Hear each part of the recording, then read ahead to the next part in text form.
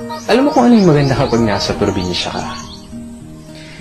Yung parang sobrang layo mo sa problema.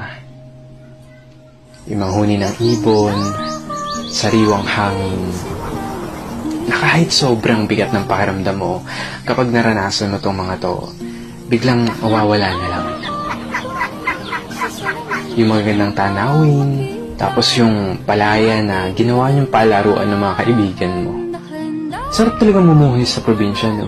Yung para talagang napakalayo mo sa problema. Yung parang napakalayo mo sa malupit na sistema ng mundo. Na kapag nasa probinsya ka, mararamdaman mo talaga yung halaga ng sarili mo kesa sa iba.